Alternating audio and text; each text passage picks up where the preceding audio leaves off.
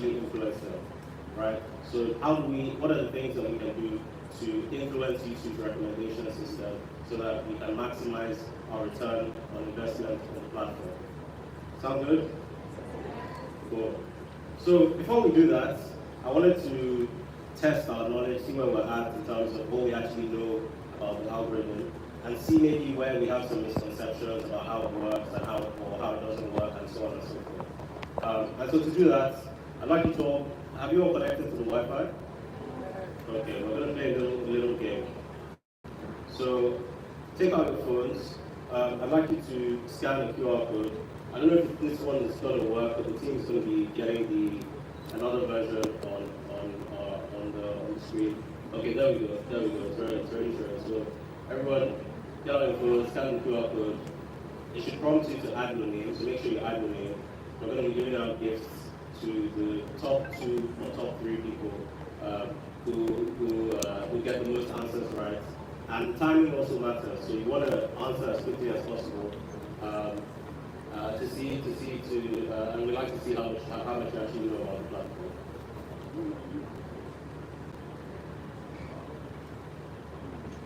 Is the QR code working for everybody? Yes. It's not working?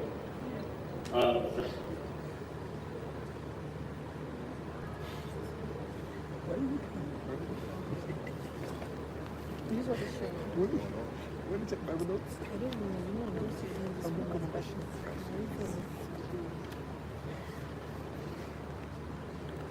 What's it showing for us?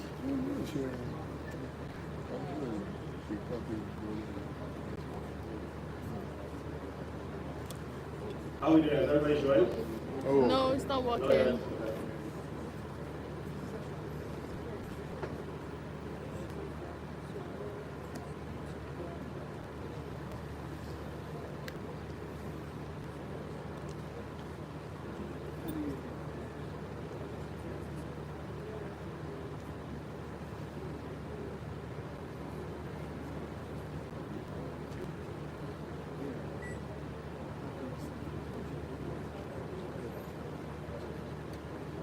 Okay. Are we good now? No. Why not? It's not working. Yes. Yeah. When you type in your name, what do you see? Yeah, okay, when you type in your name, you should see a QR code, and that's all. Oh, you can't see your name? Okay.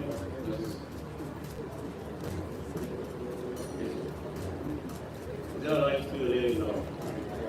Okay.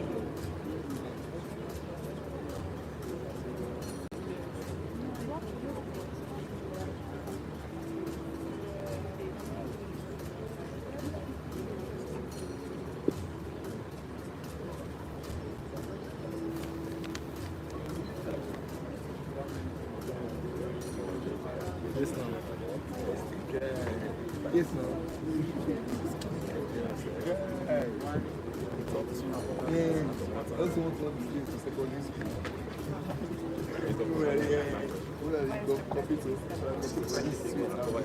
Are these the players? Who is choosing snake? Is this okay? It's dragon. This is dragon, Abby. You people like banana. Continue. So we have 209 players today. Right now, 213. How many people haven't joined yet? Okay, just you. We'll wait for you 2 more minutes. Be quick. Be quick. Eh? It's not what? You don't understand the QR code. 13 years. You don't have the QR code anymore. Okay, so this is the QR code. Scan again. Scan it. Scan. You have to scan. And try and connect to the Wi-Fi. Actually.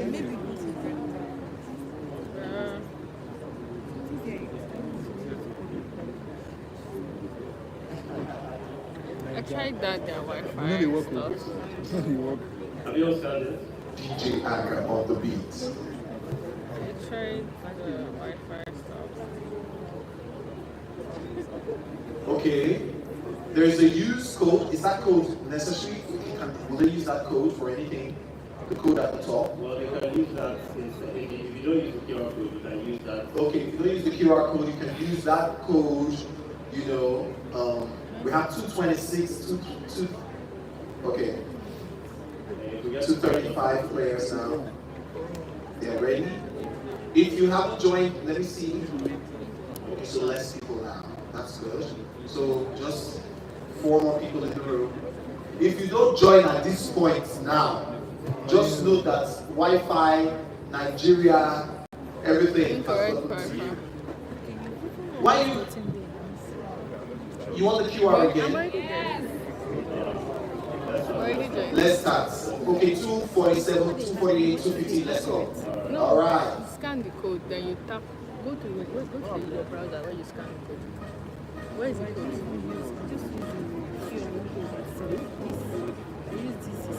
So you guys, you have 17 seconds to answer the questions correctly, put in the right answers, and it's timed. My video views are low, but the click-through rate and average view duration are fine. What's happening? I got it correct! Is one how many questions are there? 7 questions. You got to one. You know no skill word. Yeah.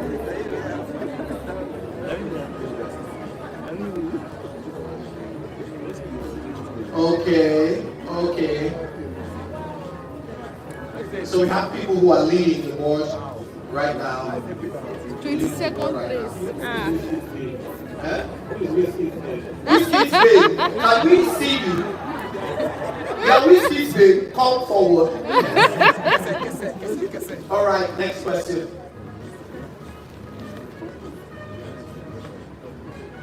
I swear. Answer fast to get more points. Don't go and now say because you're answering fast. Go babe. Just change your video title or thumbnail. Re-rank the video on the algorithm. Yes, is first point, no, second, maybe, third. Hey! Whiskey's babe, where are you? The people that were celebrating question 1, I can see all of you. It's really My brother in front with that shit. He was jumping. Oh, wait. Where are you now? Let's see the ball. The title, not the video. Away. The video. This one is title. Okay. Yes, sir. Alright. Yeah. Whiskey's babe didn't speak easy. Oh. Let's go. Okay. Let's look it now. At least. Does video's monetization status affect video discovery? Yes, no, maybe. No. Yes. Mom, don't be afraid. Answer.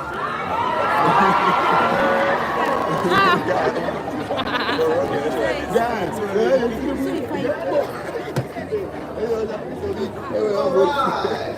Who is leading? Titi Layo is still leading. Titi Layo.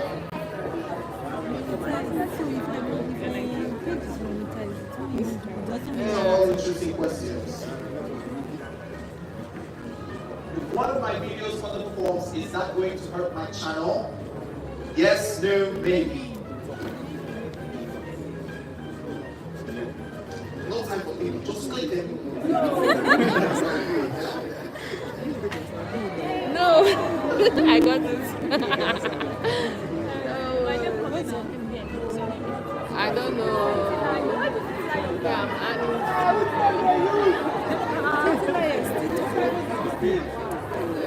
I'm in 106 Titi Layo's crown is standing strong on her head.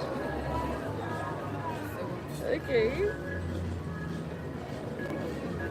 If I upload a video as unlisted and later flip it to public, will that hurt my performance? Yes, no. That one's so full. I put yes.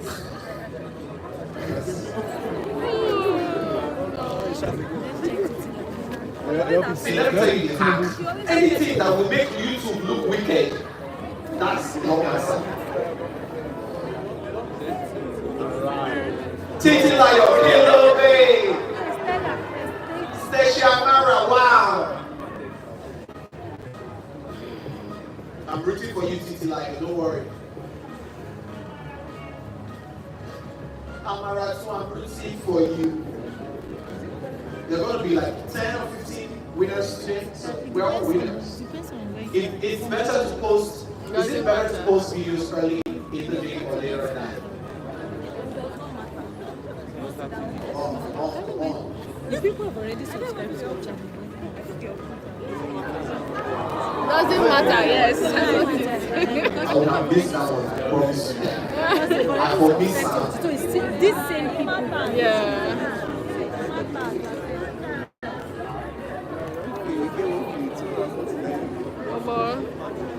196. Lara Savage. That's Savage right there. Last but not the least. Final question, guys. This is the deciding moment.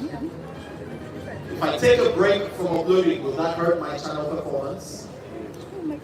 Yes or no? Huh? You know what I mean? Me, I'm taking a break. I know how we did.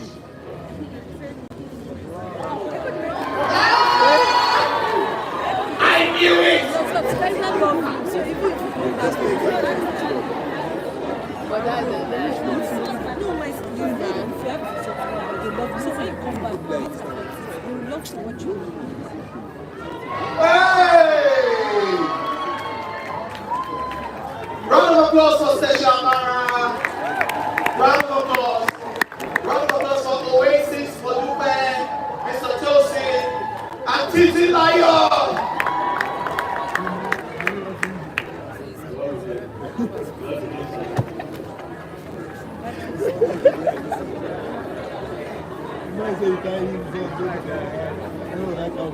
All right, so we're going to give out the gifts real quick so that we can get into the next segment. Miebaka can give you some. So, of course, Stacia Amara, please step forward to collect your gift. Can we have Oasis, Modupe Arox, Lara Savage, Mr. Tosin, Fluffy Miriam, Lara Tani, Wives Roundtable, Malu, and Titi Lion. But that gets too much.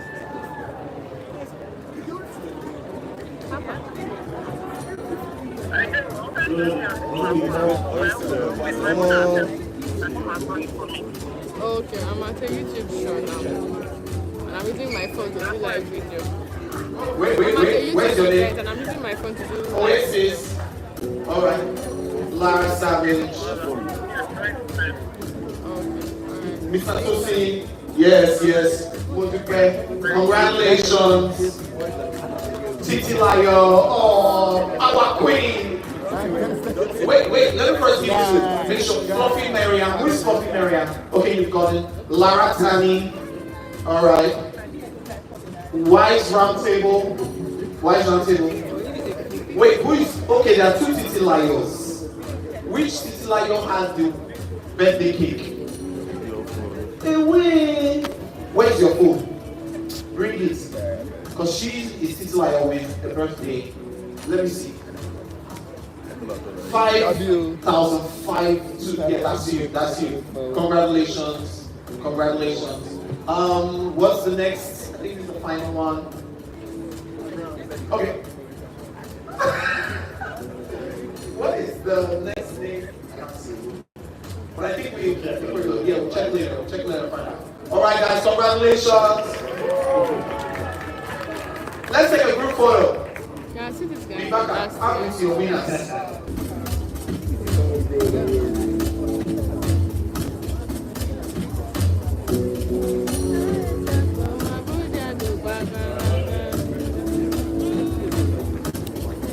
Okay, round of applause for the winners.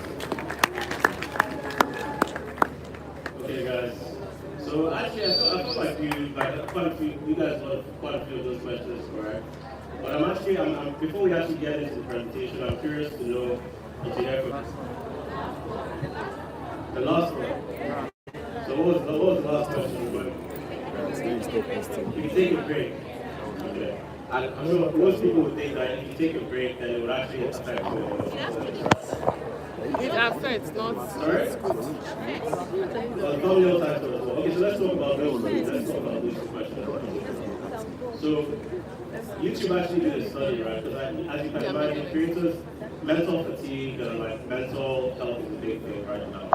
And so the YouTube product team actually did a study to understand if people take breaks from posting on their channels, does it actually affect their performance? And we found that actually that is not the case, that it should not affect your performance.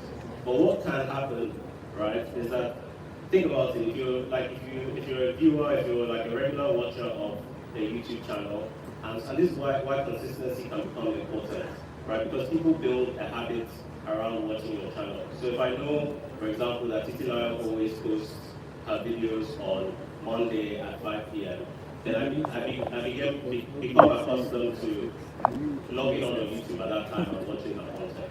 When she stops, maybe, you might not forget about her completely, but you fall out of that rhythm, and so it might take a bit of time for you to kind of get back into that when that content creator starts posting again, right? So that can happen, but generally speaking, the algorithm is not going to recommend your video any less than it would have before. And then for the thumbnail, what was the thumbnail question? Remind me. Does it rewrite the? Okay. So the question was, does changing your thumbnail and your title, does it rewrite your video within the algorithm, right? And how that works? And the answer was no, right? So how that works is, what can happen is that if you change your thumbnail or your title, people might start to respond differently to that new thumbnail or title. And the algorithm is designed to follow the behavior of the audience or the viewer, right? So let's say you improve the thumbnail or your title, you make it a bit more catchy or more relevant, and more people then start to click on it, and that improves your click-through rate, improves the number of views that you get on the video, and so on and so forth. That can help improve your video performance. But the actual act of changing the thumbnail or the title is not re-ranking the video. It's more to do with how people are actually responding to that video, if that makes sense. Make sense? Okay, so the $1 million question is how does the algorithm actually work, right? How does YouTube actually recommend videos on the platform? So let's talk about that today. So YouTube's recommendation system has two main goals, right? It's important to know what is the actual purpose, how is the system actually designed. So the first is that we want to show videos the videos that people will love the most when they come on the platform. And the second is we want them to leave them satisfied so that they keep coming back to the platform.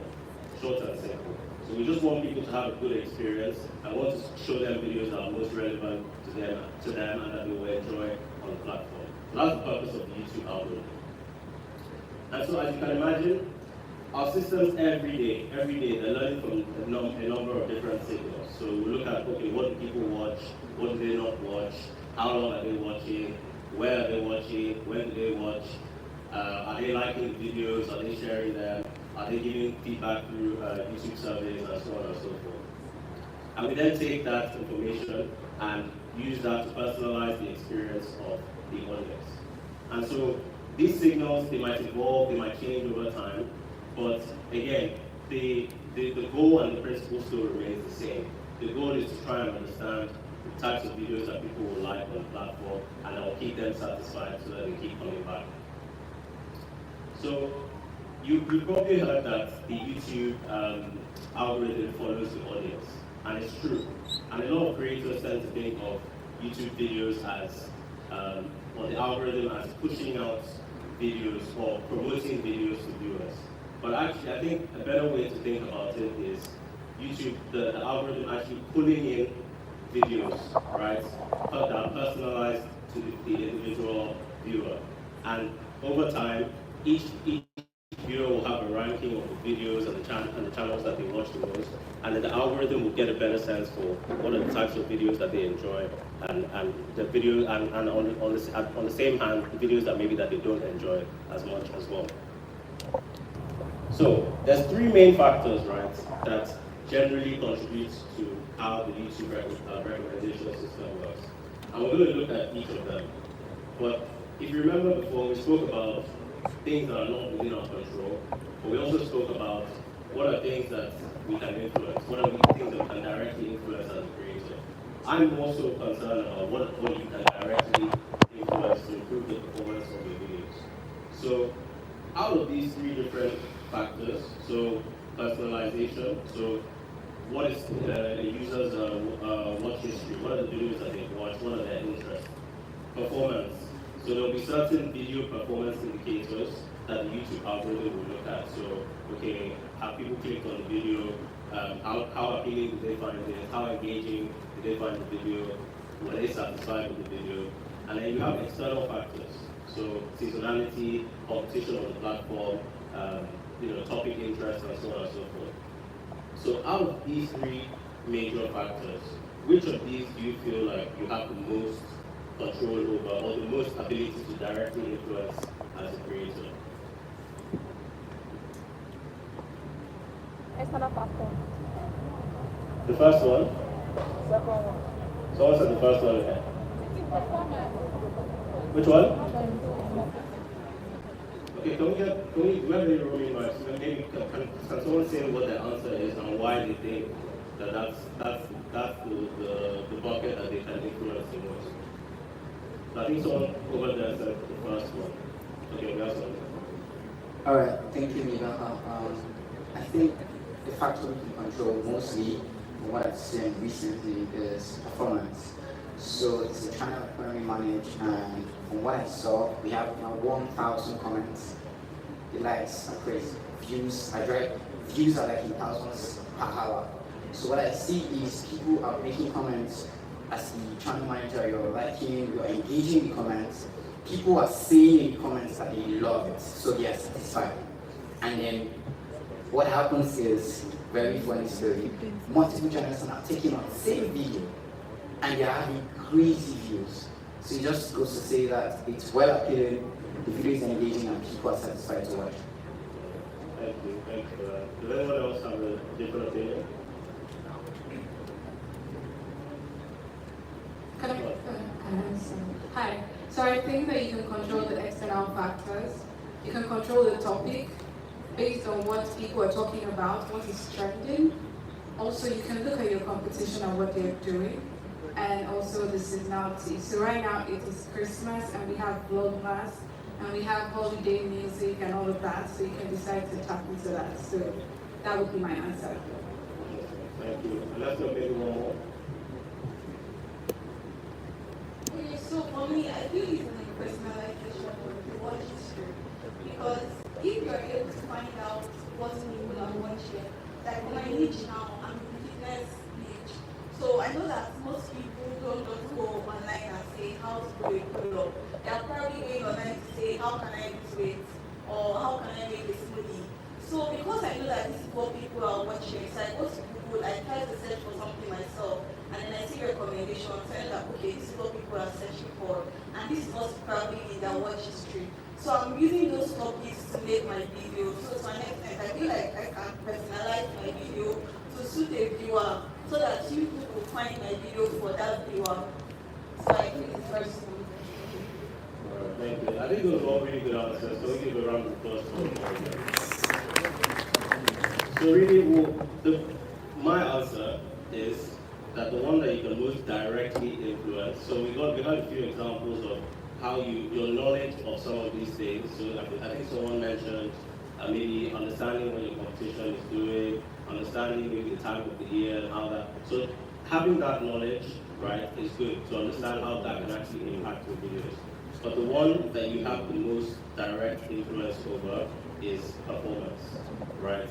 And we'll talk about how that is the case, but what is important for you as you upload videos and like you look into your analytics and try to understand how to improve your performance is there are certain video performance indicators, click-through rates, average view duration, watch time, you mentioned likes, comments, subscriptions. These are the things that as a creator, that's feedback for you, right, on the video performance that you can, and if you understand how you can tailor your video approach and your strategy on your videos to try and implement those metrics so that you can in turn improve the performance on your videos. So we'll talk about all of them, but the performance one is the one that I really want to focus on.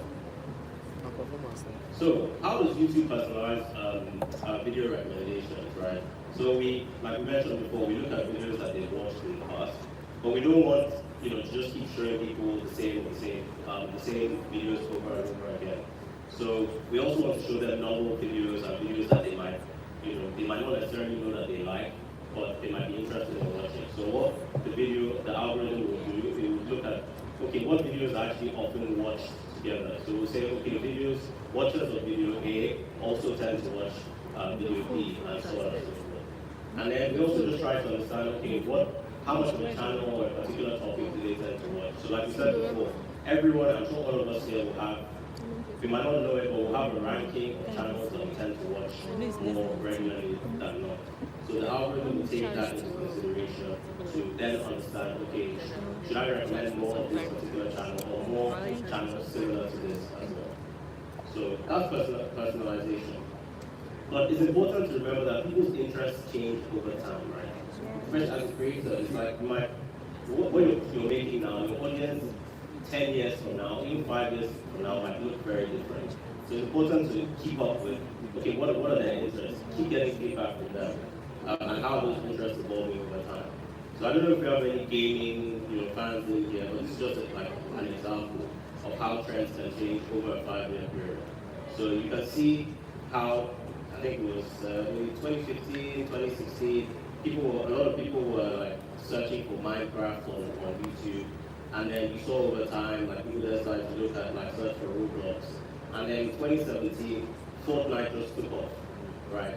No one was looking for Fortnite like 2-3 years before, right? And then people then started looking for Fortnite on YouTube. So from a gamer's point of view, their their interest was shifting over time.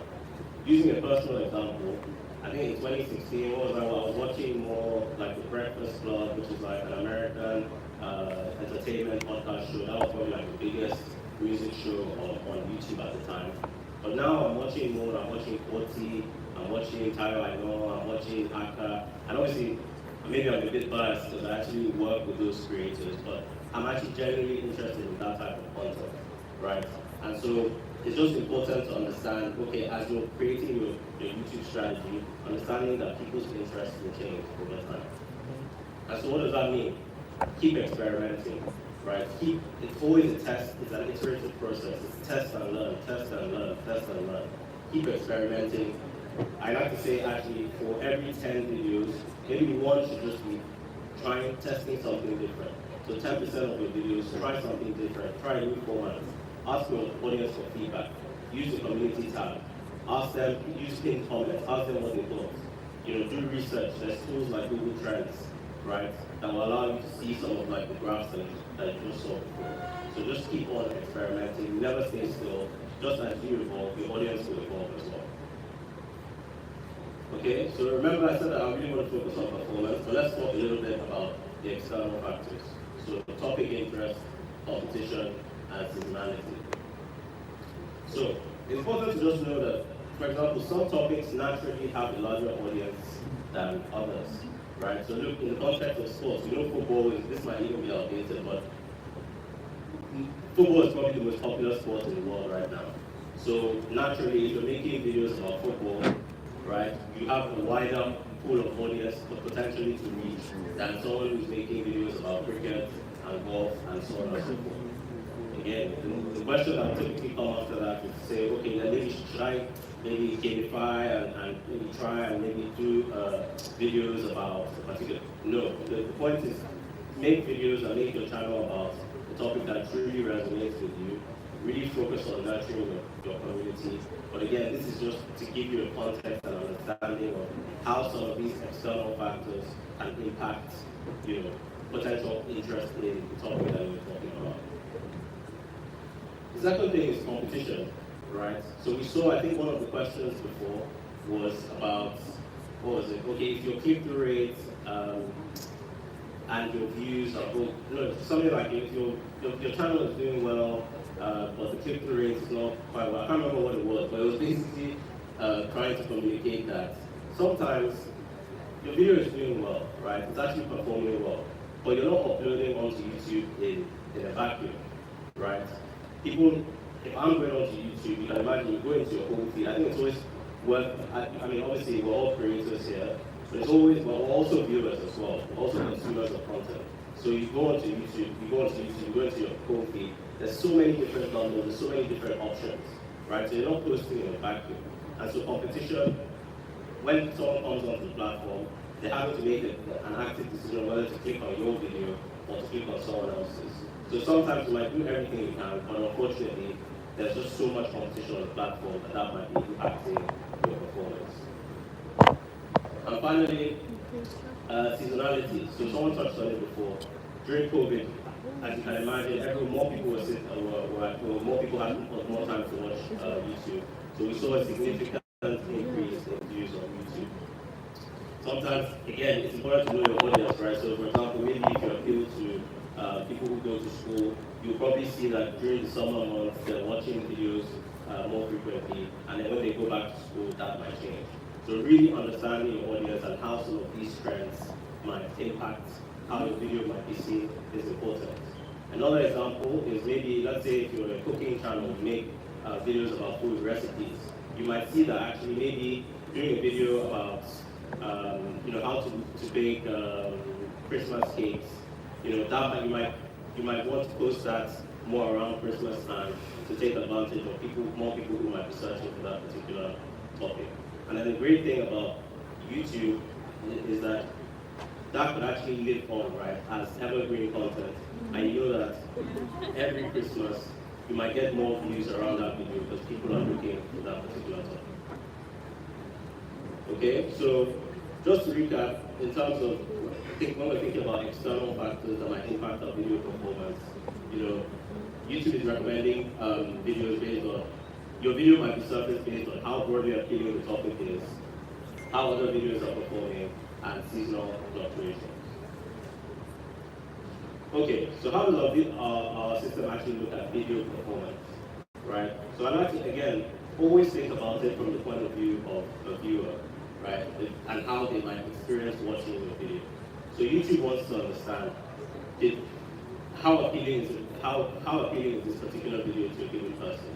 So did people actually choose to watch the video? And so there'll be performance indicators that will tell the YouTube algorithm whether people found that video appealing or not. So click-through rates, right? Someone sees your video and they clicked on it, so they find it appealing. Then we want to look at, okay, people clicked on it, but how engaging do they actually find that video, right? Remember we spoke about what is the actual purpose of the algorithm. We want people to actually enjoy the experience on the platform. So we look at, okay, how long did they watch for? What was the average percentage view of the video that they actually watched? What is the average view duration, and so on and so forth? And satisfaction. Did people like the video? Did they subscribe? Did they share it with their friends? Did they complete the survey afterwards to say, okay, we actually really enjoyed this video, and so on and so forth? So for me, this is a view that if anything, I feel like I could take out all the other slides in this presentation and just use this to explain how the algorithm works, right? Think about, when you're uploading each video, think about your video performance through the lens of the funnel.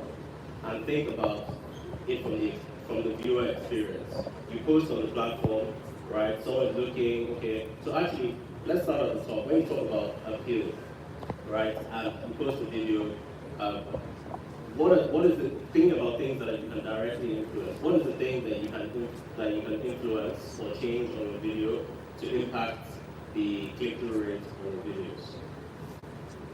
Does anyone know? What's the thing, if you're changing something on a video, like if you're thinking about a strategy, you want to improve your video performance, what can you do to improve the click-through rate on your video? Thumbnails? Okay. Title? Okay. So broadly speaking, it's thumbnails and titles, right? And let's say topic, but that's the same thing as title, right? So thumbnails and titles. So that's what is within your control, right? Because that's what we want to focus on. So you want to think, okay, am I using my thumbnail? And we'll talk a little bit about thumbnails and titles later, just as an example. But that's what's within your control. Then we go to engagement. We talk about watch time, hours, views, average view duration. Okay, I'm a viewer, I'll click through. The first 30 seconds is so important, right? The introduction of the video, because that's when you hook them. I'm sure you've experienced the same where maybe you click into a video, right? And maybe you didn't find, it wasn't quite what you expected it to be, and so you drop off. So YouTube is taking that into consideration to say, okay, maybe actually this person didn't find that video that engaging. So again, bringing it back as a creator, you're looking at that data to try and understand, okay, and you can find this data in your analytics, like how many people were watching beyond the first 30 seconds, right? So you want to directly say, okay, maybe at the beginning you will try and work with your thumbnails, people actually say, okay, how can I improve the quality of my introductions? How do I hook people so that they want to keep watching? And so on and so forth. Then you then go again, you say, okay, how can I make this video more engaging? How do I make people want to watch all the way until the end? How do I make people want to come back and maybe even watch the video again? How do I make people want to share, like, comment, subscribe? Like I said it before, a lot of people say, oh, like, comment, share, but they don't know why they're saying it. It's because these signals tell the algorithm that people actually enjoyed and were satisfied with the experience watching a video on the platform. That makes sense? Okay, so just very quickly, I wanted to talk to us a little bit about thumbnail test and compare. I don't know how many people have ever heard of this or have actually used it before. And I see a show of hands if you've used it, you've heard of thumbnail test and compare before. Okay, so not too many people, so it's good. So this is actually probably one of our most widely requested features on YouTube. So what is thumbnail test and compare? So thumbnail test and compare is what we call a concurrent A/B/C test, right? So I'm sure you've all experienced this before where you make a thumbnail for your video and you're not quite sure which one to use. You have different variations of the same thumbnail, and ultimately you just have to choose one, right? And you hope that that thumbnail will actually do well for you. So a lot of creators were saying, actually, what if we could test maybe 1 to 2 to 3 different thumbnails and actually understand which thumbnail is actually performing best for my audience. So YouTube recently created this feature, I think it was launched at the beginning of this year, to help creators get real-time data that will actually tell you which thumbnails are performing better than the others. So typically when you do it, it can take anywhere from 2 hours to maybe a few days to get the results. But it's very simple to do. You go into your YouTube studio, you can do it either for new videos or old videos, right? And when you go to thumbnails, so there should be an option for you to click test and compare. And all you need to do is upload 3 thumbnails and then run the test and you get the results. So the main thing I wanted to stress about this, right, is like, okay, you're uploading 3 different thumbnails. You don't want to make those thumbnails so different that it's hard for you to then, when you get the results, that you don't know what was the actual thing that made one better than the other, right? But then you also don't want to make them so similar that the results of the test that then become inconclusive. So you want to isolate maybe 1 or 2 things in the thumbnail that will give you a clear indication of why it's performing better than another one. So for example, maybe in one video you have text, and another one you don't. And then maybe another one you just change the emotion of the people that are in the video. So little tweaks like that you can control for, and then you understand, okay, and again, this is, like many things, this is not a one-off. It's more from doing this, using it regularly, and getting data over time that will start to help you understand what are the thumbnails that work best for you. So, quick question. So we're thinking about like thumbnail testing. What metric do you think will actually help you tell whether a thumbnail, from this particular thumbnail test and compare feature, which metric do you think will actually tell you which thumbnail performed the best. Grab another row.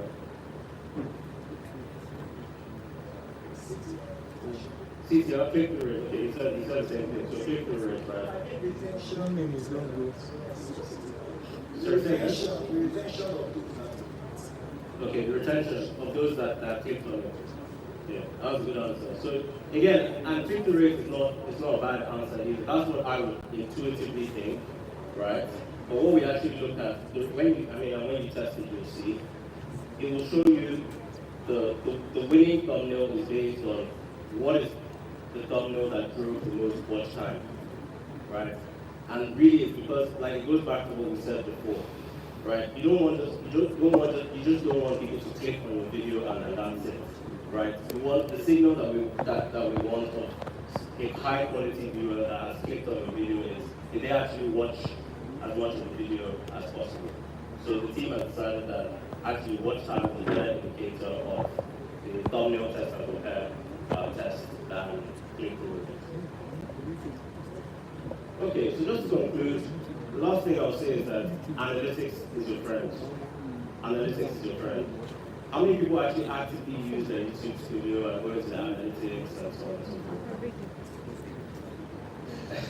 Okay, so a few people, some people so, but it is your friend. Don't be afraid of analytics. The team tries to make it as easy as possible. I mean, I know there's a lot of data in there, and a lot of creators always say, like, okay, I don't know where to start, I'm not good with numbers.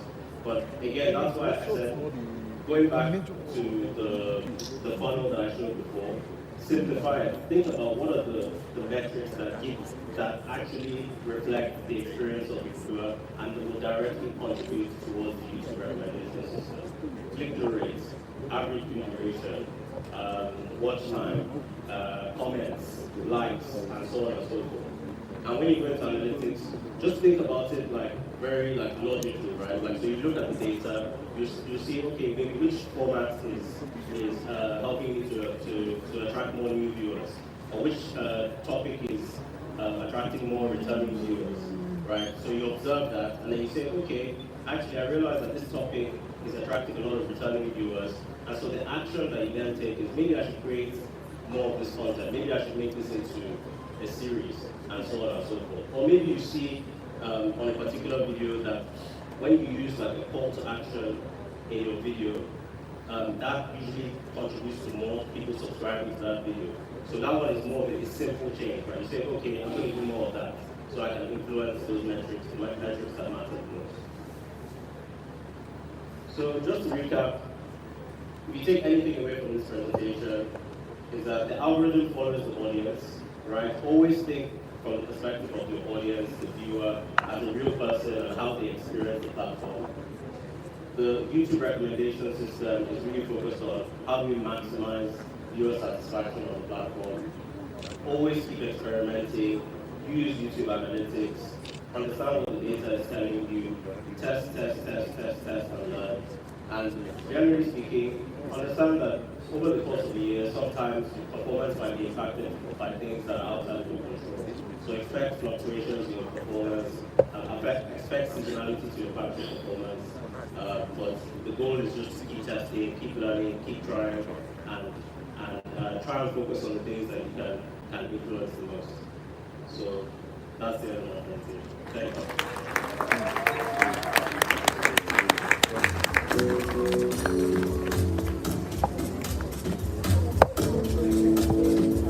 So we're going to have a bit of time for Q&A. I think we'll have enough time for maybe 3 to 4 questions. So can we please, if you have a question, please raise your hand and we'll bring them up to you. All right, thank you very much. That was a beautiful presentation. Thank you. I really learned a lot. Okay, so it's a practical experience I'm having. My shorts tend to get more views than my long play videos, even when it's the same topic. When it's about the same, I do everything right, but my shorts go into hundreds of thousands of views. But at times, so my long play videos are 25 views. And I tend to put more effort into the long play videos, like cameras, lights, and so I want to know if it's something I'm doing wrong or how I can fix it. Thank you. No, that's a good question. I know a lot of people agree with that. But I actually like to throw the question back to you. Like, why do you think that that might be the case? When you think of the two different formats, you have short form content and you have long form content. Why do you think that one might attract more views Than the other. Than the other? Okay. Well, I can't really place it because I started with long play formats, and I used to do like 10,000. But like I've never uploaded anything on it. But there was a time, I don't know if it's related, there was a time I got a community strike. Yeah. And then pretty much. I lost my I work in monetization. I had to appeal, Yeah. and that took about 3 to 4 months. I think see. 2021. Then I came back. Actually, you So subscribe I to my don't know. channel. It was after that I started But we shorts. have It was like, that's potential. You get. But even then, like I said, I used to do like 5,000, 10,000 in my long form. But in recent times, in fact, I'm not motivated to do the long form videos again like that. So I just focus more on the shorts. Leave Like you said, I imagine it's frustrating It's because just that you there's so much some time into content something that and when it is doesn't. long. I mean, I also, by the There's way, some I think content that you it's can't worth keep saying short. that No But you matter can how do you free like. form. it's quite, Exactly. can be You can quite put it. relative, and I think Yes, it's also okay, so what we important do now, we put like the short to put some of these in things the in. short. I know we all want Then you to now make post the one long form. views, People right? don't But want people the still long want And I to think short sometimes when we're looking at Yeah, views because people like on short social shorts media too. platforms, our perception of those Data expensive. I performance swear. metrics can be quite This is skewed, nowhere around. right? So Do Okay, if you're shorts. coming from Ghana. 500 Yes, now. people watching a video. 40 minutes. Again, I'm sure we all have ambitions to. For MTL. It's quite a lot, right? So I want to say that, but to actually answer your question on shorts versus long form, they're different. Like in the same way that you mentioned that the amount of time and investment that you put into long form is more. Think about it from a viewer point of view. The amount of time and investment that you have to invest to watch a long form video. I know you're shooting. Just a Oh, short like 10 minutes there. time. So it's a common trend when you see sometimes that creators actually see way more views. Thank you. I'm giving all of you Because 10 they're minutes. just swiping, they watch it and then, and so on and so forth. So I think that's So I want more, to it might not be necessarily a reflection of, my god.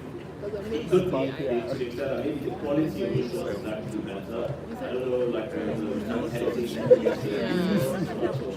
but it could also just be that We don't judge format you. that lends We don't judge itself you. more to watching We judge you. that particular type of video than the long form video. Miebaka. This is Miebaka. Yeah. So I just want to, just, add to some of the things you said. Like, I think that, doing your shorts, has impact. Like, just because of the format of what it is, you've had to tweak on how you have to edit and some of the things you have to say. So maybe it's that you're going straight to the point in your shorts, it's punchy, no time lags. Maybe you can replicate that in your long form content. I also want to ask if you connect your shorts to your long form. You know how to do that? Do you do that? So try do it. The shorts, link your shorts to the video itself. Link it to a long form content, right? And you see that people who want more from your shorts will go to your long form content. So those are two strategies. And then again, like thumbnails and titles. If you're using the same thumbnail strategies and titles from a few years ago, it may not be working right now. So you have to go see what's constantly appealing to people seasonally, and then you can tweak your thumbnails and titles to then resemble that. So, what if I hear correctly, you're saying at the end of my show, where we have the thumbnails of videos coming up at the end of the long play formats, we can do that in the shorts also. Let me just, who here knows how to link their shorts to a long? Okay, sir with the hat. What's your name? Didayo. Go ahead, explain to your, simple. So during the break, explain to your right? fellow colleague. It's not hard. Matters of. Any other questions? I think there's one over there. Okay. Hi everyone. My name is Jenna Jones. So my question is something I've been practicing on my engagement. So I noticed when I upload longer videos, maybe 20 to 30 minutes videos, the engagement is like up to like 8 to 10 minutes. But if I should upload like a 15 minutes video, around 4 or 5 minutes they click out. And I don't know why. I still maintain the same editing, I still make it as fun as the others, but they always that's the first question. So the second one is you don't know like why I don't know why, yes. And I was feeling like maybe because longer form content to do not short, I'm just saying like normal YouTube videos, not short. So the other question is I tried the thumbnail test and compare. And I see my competitors, like the same people doing the same lifestyle content with me, uploading like a photo grid with like 5 pictures.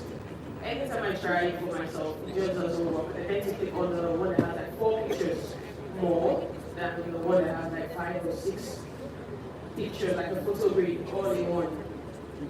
And I still don't know why. I'm not quite sure I understand the question. So if I understand correctly, you try to think the thumbnails as and on your thumbnails, you tend to... Like when you're creating your normal thumbnail, you can have like 4 pictures or 5 pictures, like you mix the pictures together, try to tell a story of what the video is about. So I normally do like 4 pictures, giving an insight of what the video is about.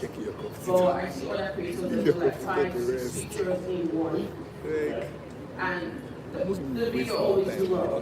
But every time I try to like do the same thing for mine, I usually get low engagement for that one. But the one that has like 4, because every time I'm doing the test and compare, I try to change the thumbnail pattern, not be like the same thing. Aside from changing the caption or the title, I try to play around the pictures, the way I position them. Maybe I might do 5 here, I might do 4 here, and I do 3. And just see how it turns out. The one that has the 4 always do better. But I always like the other thumbnail that has like 5 pictures and 6 in them. Yeah, thank you for that. Let me address, maybe hold on to the mic because I want to think I read the first one. The second question is, I mean, you're just thinking about like having like different elements. First of all, you talk about another great show, something similar, and you feel like they're there's a number of different factors as to why the video might be doing better, other than just the thumbnail, right? I don't know if the creators are, maybe they do it on the platform much longer, maybe they build an audience ability, maybe they have more subscribers, so that can all play into it. So generally speaking, I know it's hard, but try to avoid the temptation to compare yourself to others in that way. But to your point about the actual thumbnails, I think you mentioned that you tend to have like different elements in the thumbnails, like maybe 4 to 5 different images, and you're wondering as to how you can like what things that you can change. I think generally speaking, maybe it might be worth testing other things, right? Like what is the emotion that's being conveyed in the thumbnail. Thinking about maybe even decluttering the thumbnail, right? Like if you have too many people in the thumbnail, you may have 1 or 2, right? What is the engagement between your thumbnail and the title? How do they actually complement each other? So there's a number of different things you can try and tweak to see how that impacts your performance. But like I said, it's an iterative process, right? It takes time and using the feature multiple times. But you don't want to keep changing the same thing and expecting a different results. And so what was the first question? Okay, the first question was why the longer content? Like if I'm making a video, I make lifestyle content. So initially I used to leave my video within 12 to 15 minutes. And then I noticed that when I want to select video content for like 25 minutes and more, the audience retention got way better. People watch the video to like 7 minutes and still watching. It's from 12 minutes to start seeing it going down. But anytime I create like a 15 or 12 minutes video, 4 or 5 minutes they click out. But same content, I just click a little bit less of time. Okay, and I don't know why. So, I mean, what you just said actually, so at least in the example that you gave, you said for a 20-minute video, people are watching up to like 10 minutes. That's like 50% of the video. But you said also for a 10-minute video, people are watching 4 or 5. So it's the same percentage of people on average, people are watching half of the videos. I just feel like for a 15 they should watch more. I don't know.